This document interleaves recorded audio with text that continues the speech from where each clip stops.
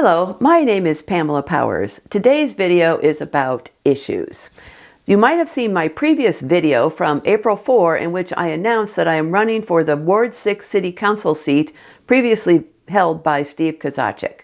Well, today I want to talk a little bit about some of the issues that are facing the city of Tucson and some of my ideas. The number one issue, and I think a lot of us would agree on that, is housing. And what I'd like to do is take a broader look at housing. For example, there are many strategies that cities and towns could use to ease the affordable housing situation, but these strategies have been preempted by the state legislature. And so there are bills that need to be repealed.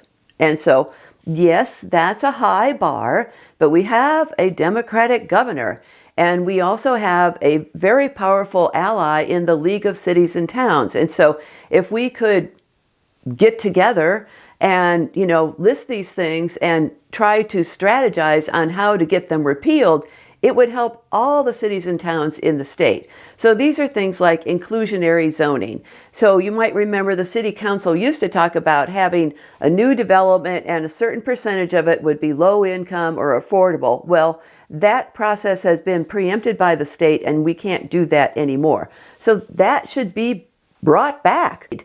There's also things like rent control. There's things like annual caps on rent increases.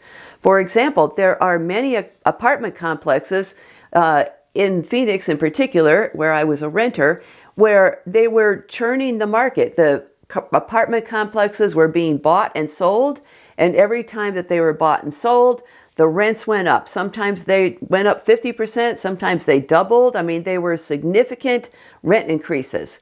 Other states have like a 10% annual rent increase. That is something that's more affordable. That's not going to make somebody have to move out of their apartment because the rent has gone up so much. There's also things like regulation of short-term rentals. Midtown, in my neighborhood, it's being overrun with short-term rentals. I take walks in the neighborhood quite often, and I can see how housing has changed in this neighborhood. Houses that used to have families are now short-term rentals. You can see the cars coming and going, the different dogs coming and going, the housing is vacant most of the time. This is changing our neighborhoods. It's really gutting Midtown. And so this is something that needs to be regulated, and there are lots of people on both sides of the aisle who want to regulate short-term rentals. And so this is something I think that the city of Tucson needs to look at. Another thing that has been proposed is truth in renting. I had a truth in renting bill that I proposed twice in the legislature that we could probably do on the local level. And this says that leases need to have more transparency. There are hidden fees right now, and so renters need to know what they're getting into. The rents are high, and when there are hidden fees and tricks in the leases, then they're more likely to get evicted because they can't afford what they've gotten themselves into. So there's a lot of things that we can look at in the whole rental arena to keep people in their houses and try to prevent eviction. You might notice a prevention theme. I have worked in medicine and in public health for a very long time now, and you learn early on in those fields that prevention is better than treatment. It's better for the patient, it's better for the family, it's better for the community if the person stays healthy than if they get injured or their lives fall apart through addiction or they end up being homeless. It's better to help them along the way than to try to help them put their lives back together after it's fallen apart.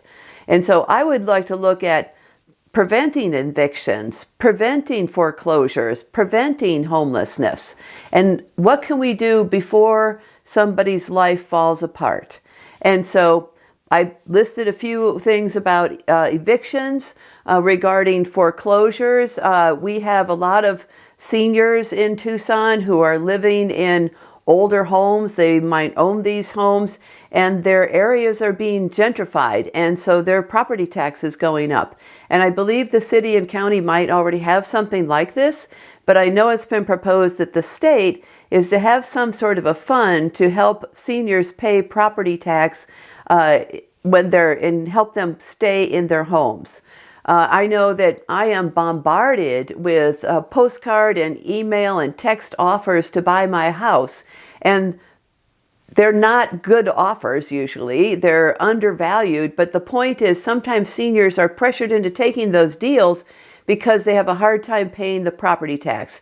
And so let's help seniors stay in their current housing situation. The other thing I think is we have to look at keeping people sheltered overall. We have a lot of homelessness in the state of Arizona. It's bad in Tucson, but it is way worse in the city of Phoenix. And the hot time of year is coming. And so I think that we have to look at sanctioned camping.